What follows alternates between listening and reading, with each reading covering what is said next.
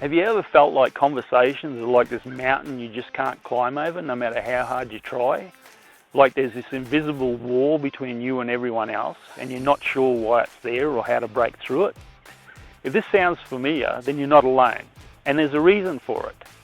Let me share with you an idea that just may change the way you look at yourself and these struggles.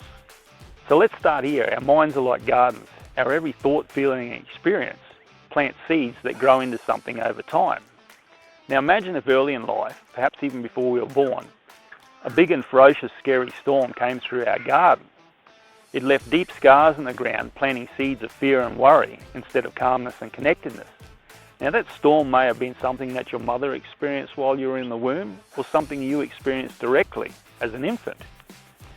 And that particular event, although it may have seemed insignificant to the adults around you at the time, to your tiny sensitive mind, it may have seemed hugely traumatic. When something scary like this happens to you, your brain stores it as a memory with a lot of strong feelings attached. And as you're growing up, little things like certain sounds, situations, or even the way someone looks at you can trigger that memory.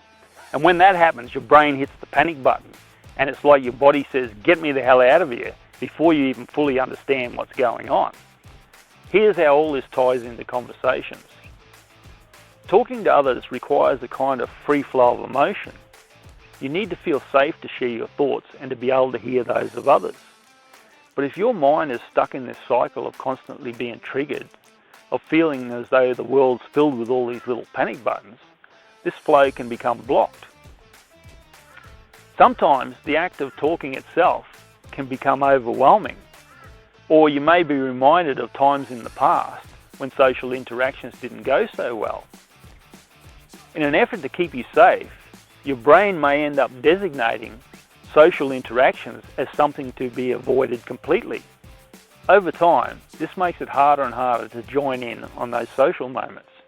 If you're not taking part in conversations, your brain is not getting the opportunity to form those neural pathways necessary for successful socialization. It's like constantly skipping sports or music practice.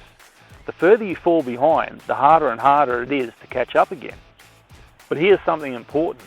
It's not your fault and your brain's not broken. It's just working differently because of what it's been through.